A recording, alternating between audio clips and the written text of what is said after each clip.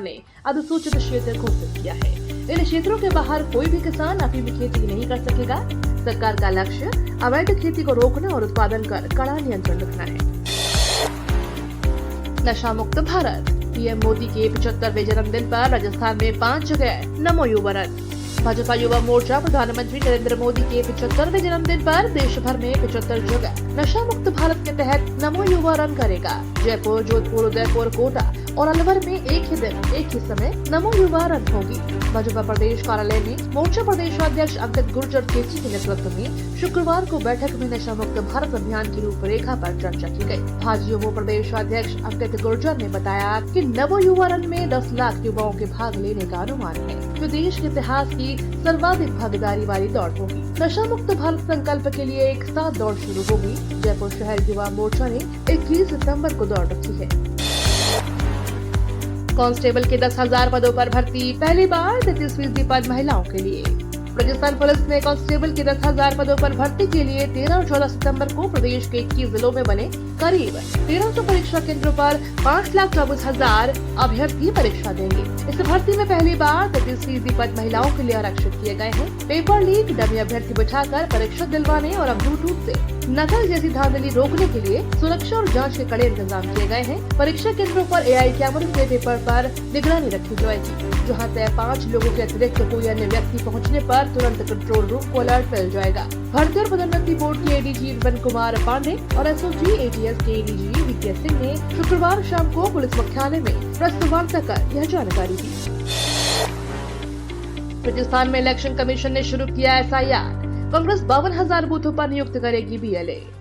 राजस्थान प्रदेश Congress committee अध्यक्ष गोविंद सिंह डोटासरा और AICC के राजस्थान प्रभारी सुखजिंदर सिंह रंधावा ने BLA नियुक्तियों की समीक्षा की।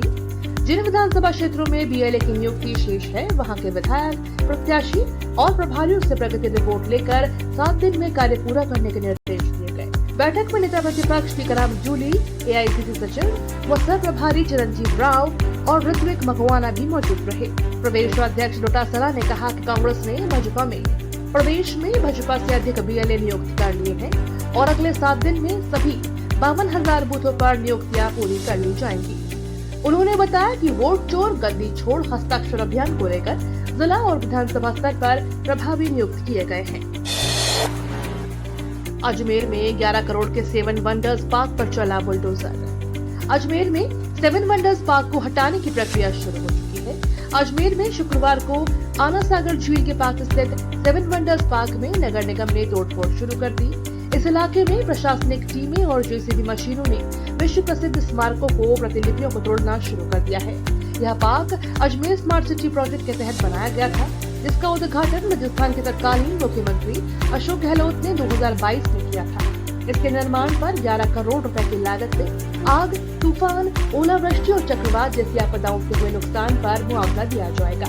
यह मुआवजा राज्य सरकार द्वारा संपादित फसल कटाई प्रयोगों के आधार पर संबंधित हल्का पटवार क्षेत्र के सभी किसानों को औसत उपज की तुलना में गारंटी उपज से कम होने की स्थिति में उपलब्ध होगा। किसान 72 घंटे में दे फसल खराबे की सूचना, मिलेगा प्रधानमंत्री फसल बीमा योजना का लाभ। फसल खराबे की सूचना देने के लिए किसानों को 72 घंटे का समय दिया गया है। तय समय में सूचना देने पर ही किसानों को प्रधानमंत्री फसल बीमा योजना का लाभ मिलेगा। संयुक्त निदेशक कृषि विस्तार कैलाश चंद्र मीणा ने बताया कि खरीफ में जिले की अधिसूचित फसलें बाजरा, मूंग, मूंगफली, ज्वार, तिल, ग्वार और चावला है। बुआई से लेकर कटाई तक इन फसलों में सूखा, लंबा सूखा काल, बाढ़, जल भराव, कीट और व्याधि, भूस्खलन, बिजली गिरना, प्राकृतिक आग, तूफान, ओलावृष्टि और चक्रवात जैसी आपदाएं से हुए नुकसान पर मुआवजा दिया जाएगा। किसान फसल खराबे की सूचना देने के लिए कृषि रक्षक पोर्टल हेल्पलाइन नंबर 14447, प्रधानमंत्री फसल बीमा योजना चैटबॉट नंबर 700655144447 पर संपर्क कर सकते हैं। राजस्थान में फिर बदलेगा मौसम विभाग ने जारी किया बारिश का अलर्ट। जयपुर सहित प्रदेश भर में मानसून की बारिश के दौर पर विराम लग चुका है। शुक्रवार को जयपुर में धूप तेज निकलने की वजह से दिन और रात के तापमान में बढ़ोतरी दर्ज हुई है। अन्य जगहों पर सूर्यदेव की तपश तेज रही। मौसम विभाग के मुताबिक 17 सितंबर को एक कमजोर पश्चिमी विक्षोभ के सक्रिय होने की भी संभावना है, जिसकी वजह से मौसम करवट ले सकता है।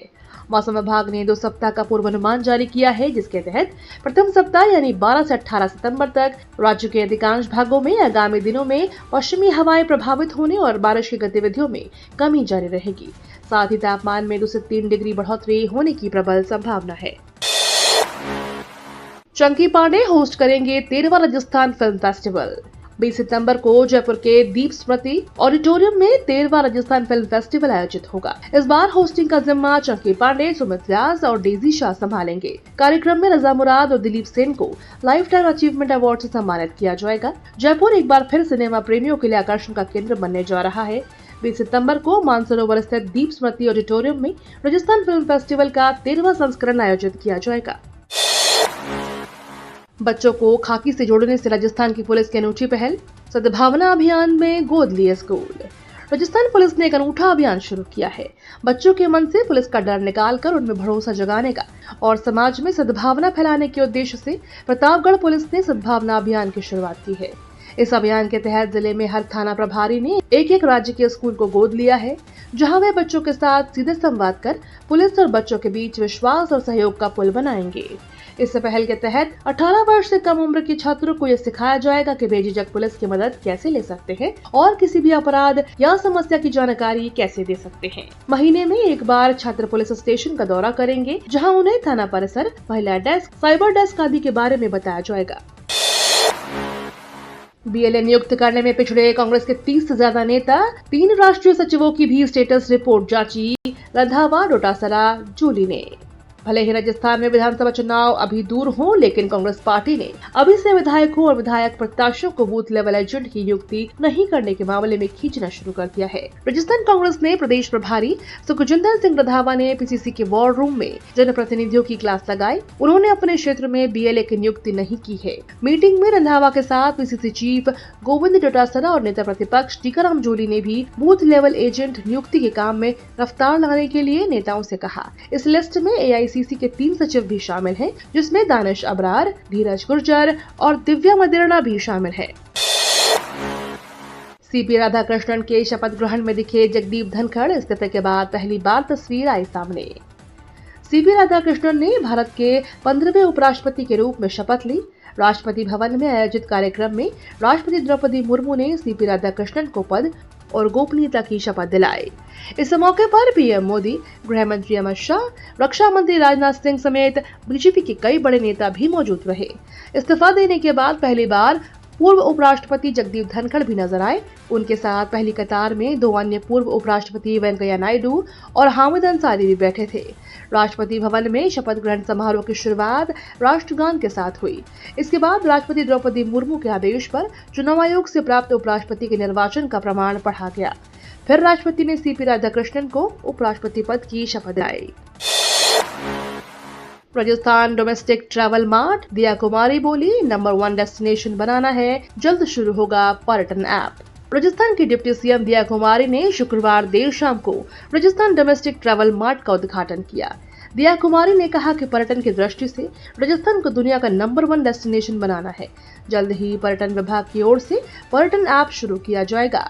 उद्घाटन सत्र में उप मुख्यमंत्री दिया कुमारी ने पर्यटन क्षेत्र के अग्रणी व्यक्तित्वों को सम्मानित किया। Federation of hospitality and tourism of Rajasthan और राजस्थान पर्यटन विभाग के संयुक्त तत्वाधान में आयोजित राजस्थान डोमेस्टिक ट्रैवल मार्ट 2025 की शुक्रवार शाम को शुरू हुई। 3 दिवसीय कार्यक्रम के पहले दिन राजस्थान की परंपरा और आधुनिकता के संगम का सजीव उदाहरण देखने को मिला। सरकारी आवास खाली कराने के खिलाफ हाईकोर्ट पहुंचे बेनीवाल। नागौर सांसद हनुमान बेनीवाल को शहर में आवंटित सरकारी आवास को खाली कराने के लिए जारी नोटिस के खिलाफ बेनीवाल ने राजस्थान हाईकोर्ट में याचिका दायर की है। याचिका पर हाईकोर्ट अगले सप्ताह सुनवाई करेगा। याचिका में अधिवक्ता सुमित्रा चौधरी ने बताया कि संपदा अधिकारी ने याचिकाकर्ता को आवंटित विधायक आवास खाली करने के लिए गत 1 जुलाई को नोटिस दिया था, जिस पर 11 जुलाई को पहली सुनवाई की गई। याचिका में कहा गया है कि नोटिस देने की कार्यवाही में प्राकृतिक न्याय के सिद्धांत की पालना नहीं की गई है और उसे आवास खाली कराने के लिए मनमानी कार्रवाई की जा रही है। ऐसे में संपदा अधिकारी की ओर से जारी नोटिस और उसके आधार पर की जा रही कार्रवाई को रद्द किया जाए। घग्गर नदी का बड़ा जलस्तर, अनूपगढ़ में दरक रहे बंधे, चौपट हो रही फसलें। इलाके में घग्गर नदी का बढ़ता जलस्तर किसानों के लिए आफत बन रहा है। 7 दिन से किसान दिन रात तटबंधों पर पहरा दे रहे हैं। कभी फावड़ा उठाते तो कभी मिट्टी भरते तो कभी रेत की बोरियां लगाते ताकि फसल बचा सके। जैसे जैसे पानी का दबाव बढ़ रहा है वैसे वैसे सारी कोशिशें नाकाफी साबित हो रही हैं। कई जगह फसलें पानी में डूब गई। पीड़ित किसानों ने बताया कि घग्गर के बहाव क्षेत्र में बने अवैध बांधों के कारण यह स्थिति पैदा हुई है। कई किसानों ने प्रशासन पर सही कार्यवाही नहीं करने का आरोप लगाया। कई काश्तकारों ने बताया कि पानी 2 इंच कम हुआ लेकिन अभी पुल के बराबर बह रहा है, खतरा टला नहीं है। ये तो थी राजस्थान की बड़ी खबरें। रोजाना सबसे पहले अपडेट पाने के लिए क्लीन न्यूज राजस्थान को अभी सब्सक्राइब करें।